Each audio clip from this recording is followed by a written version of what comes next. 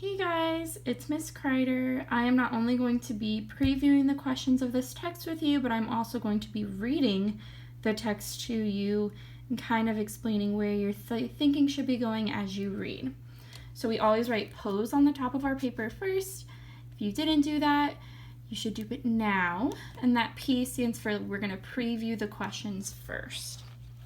So if you're going to look at page 41, number 1, who is the narrator in version 1? Those should be the keywords you highlighted. Number 2, which excerpt from version 1 best reveals who the narrator is? Okay. Number 3, from which point of view is Clever Swan told? So they're looking for the point of view for both versions. Okay.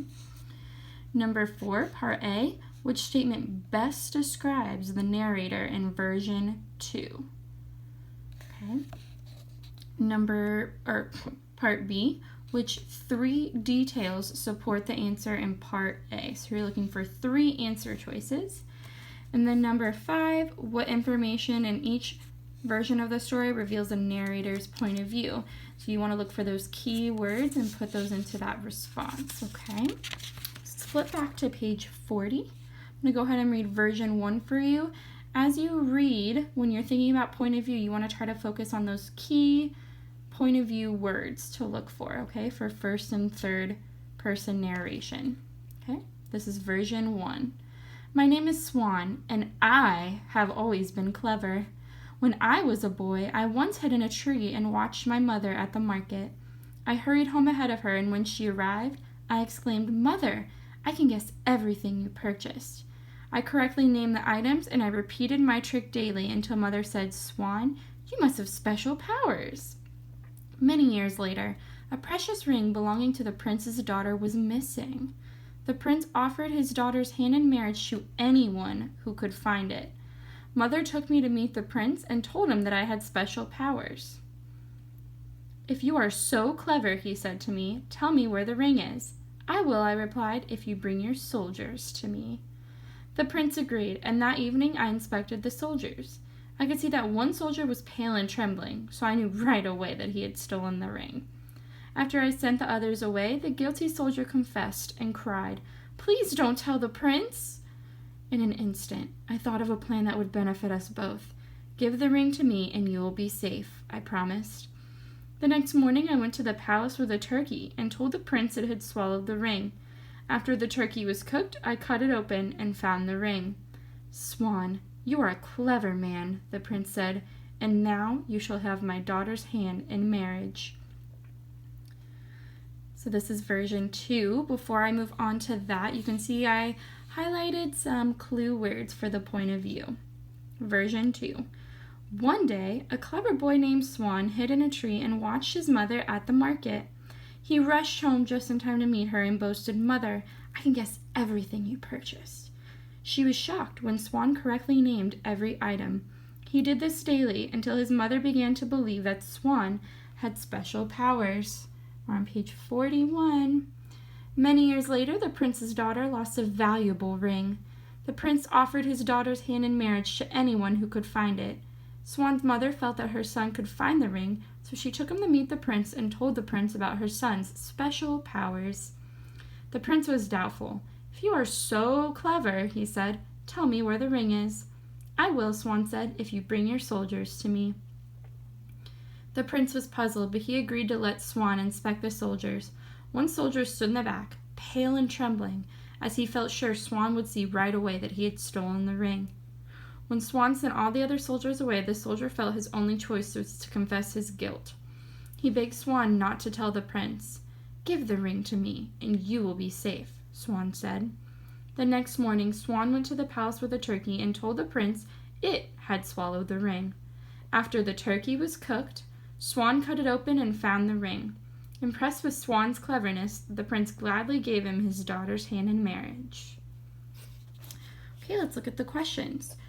Who is the narrator in version 1? Who is the narrator in version 1? Remember, that's the first text that we read. I see words like I, my, me. And it starts off by saying, my name is Swan. So it tells you exactly who the narrator is. So for number 1, you should have gotten A. Number 2, which excerpt from version 1 best reveals who the narrator is? My name is Swan, and I've always been clever. Well, maybe. Sounds like an interesting answer. Mother said, Swan, you must have special powers. Many years later, a precious ring belonging to the prince's daughter was missing. Well, that doesn't really tell us anything about the characters or who might be telling the story. And the prince offered his daughter's hand in marriage to anyone who could find it.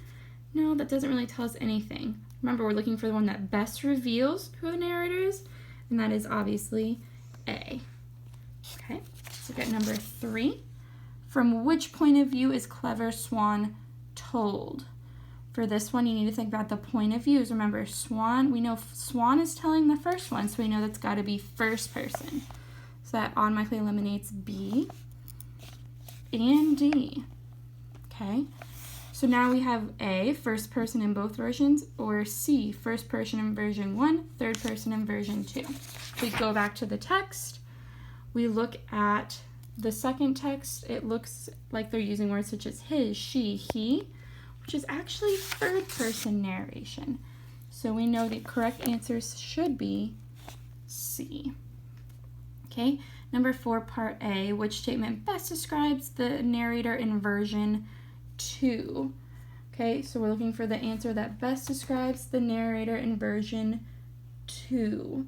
You should be getting, is it A, the narrator is a main character in the story? B, the narrator is describing his or her own experience? C, the narrator shares only one character's view? Or D, the narrator reveals several characters' feelings? Tells feelings about the prince, the trembling soldier, so I'm going to go with D. Okay, and which 3 details? We want to look for those different characters' feelings. One day a clever boy named Swan hid in a tree? No. B, she was shocked when Swan correctly named every item? Yes, that tells a character's feeling. The prince was puzzled, but he agreed to let Swan inspect the soldiers. Again, showing another character's feelings. One soldier felt sure Swan would see right away that he had stolen the ring. Yes. And then E, after the turkey was cooked, Swan cut it open. It doesn't really tell us anything. And then last but not least, for number 5, what information in each version of the story reveals the narrator's point of view? That was a fill-in-the-blank question. I'm going to talk about it really quick. You should have included clue words. You were picking the correct clue words for the correct version of the story. And that pretty much goes along with number 3. So for the first version, you should have used words such as my, me, I. And then in the second one, you should have used words such as he, his, they. Okay? Thank you, guys. Let me know if you have any questions.